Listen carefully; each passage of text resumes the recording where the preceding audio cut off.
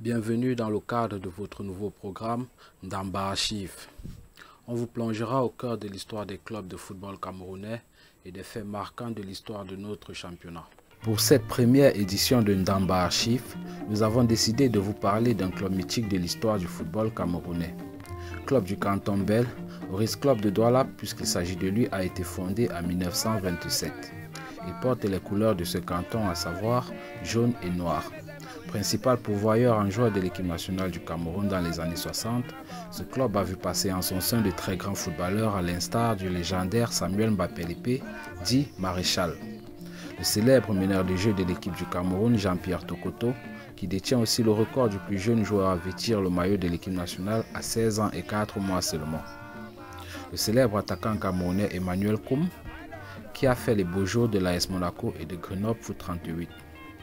L'ancien latéral gauche de l'équipe du Cameroun dans les années 70, Jean Confiance Moukoko pour ne citer que cela. Bien qu'étant créé en 1927, il faut attendre près de 34 ans pour voir Oris Club de Douala remporter son premier titre majeur, à savoir le titre de champion du Cameroun de football, soit en 1961. Après ce titre, ils reviendront 2 ans après pour un doublé Coupe Championnat en 1963, puis gagneront successivement les championnats de 1964 et 1965.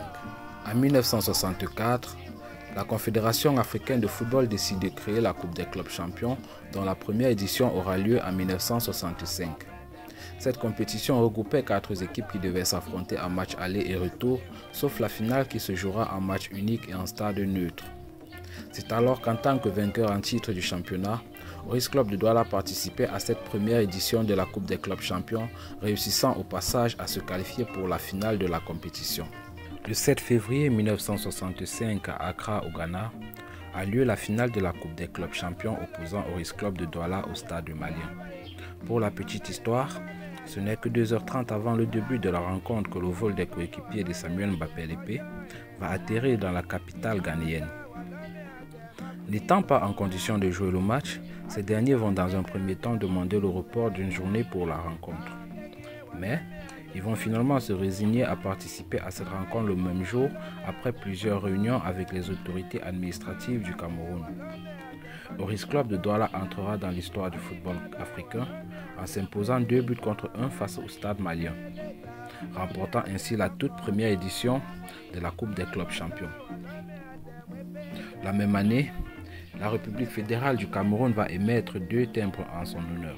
2 ans après le sacre africain, ils remporteront une nouvelle fois le championnat camerounais de football, soit en 1967. L'année suivante, ils remportent la Coupe du Cameroun, puis échoueront en finale l'année d'après en 1969, avant de revenir la gagner l'année suivante, remportant ainsi leur dernier trophée majeur en 1970.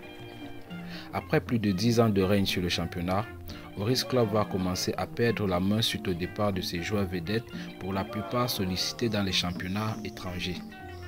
Le club va sombrer et sera relégué en 2e division 3 ans plus tard, en 1973.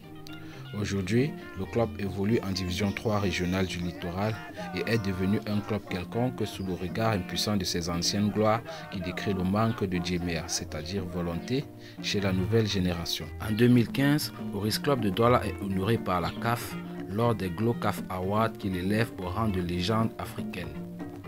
Outre le stade d'Abidjan relégué en 2e division ivoirienne, le Oris Club est le seul ex-vainqueur de la Coupe des clubs champions évoluant aujourd'hui en 3e division.